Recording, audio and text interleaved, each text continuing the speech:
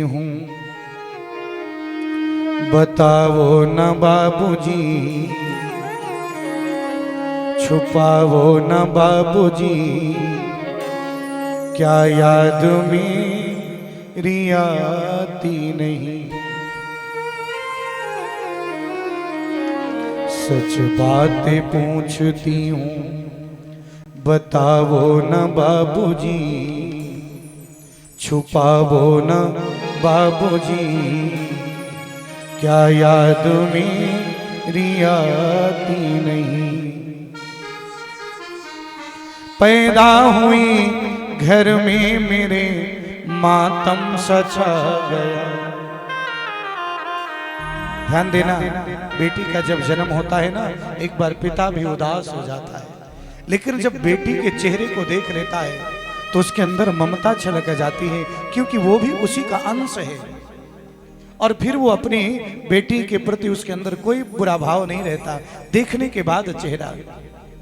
पैदा हुई घर में मेरे मातम सचा गया, पापा तेरे खुश थे मुझे माँ ने बताया था।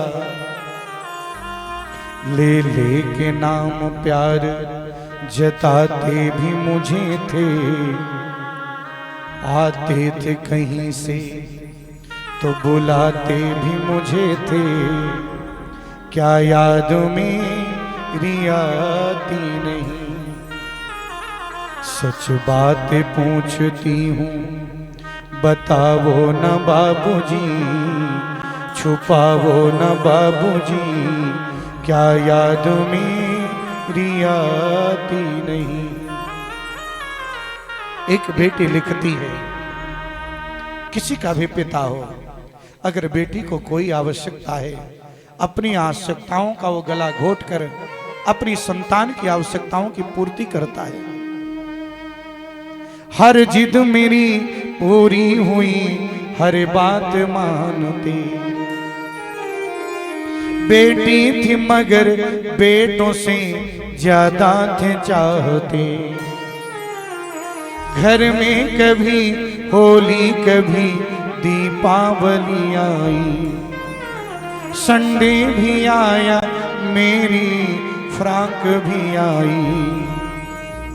अगर पैसे की कमी होती थी अपने लिए बंडी नहीं लाते थे बाबूजी,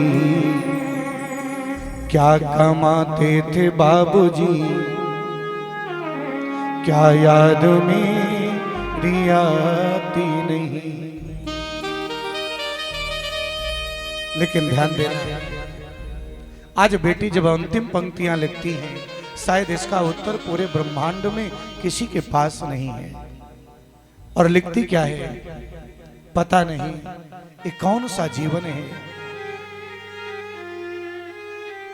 आधा जीवन मायके में, आधा जीवन ससुराल में, न पूरा प्यार वहां न यहां। ये कैसी मान्यताएं हैं और उस बात पर लिख रही हैं। कैसी परंपरा है ये, कैसा विधान है, पापा बताना कौन सा मेरा जहान है। पीहर मेरा पूरा है, आधा यहाँ आधा वहाँ, जीवन है अधूरा। पीहर मेरा पूरा है ना, ससुराल है पूरा। क्या आपका भी प्यारे अधूरा है बाबूजी, अधूरा है बाबूजी, क्या याद मेरी आती नहीं। सच बात पूछती हूँ बताओ न बाबूजी, छुपाओ न बाबूजी, क्या याद मेरी आती नहीं। शायद इन प्रश्नों का उत्तर किसी के पास नहीं है। और हाँ, ऐसी बेटी जो अपने पिता का इतना सम्मान करती है, उस बेटी को बचाया तक नहीं। योग अग्नि के माध्यम से माता सती अपने शरीर को जला रही हैं, लेकिन वो हठीला पिता इतना हठीला है, अपनी बेटी को जलने दिया। और जैसे माता सती का शरीर जल जाता है,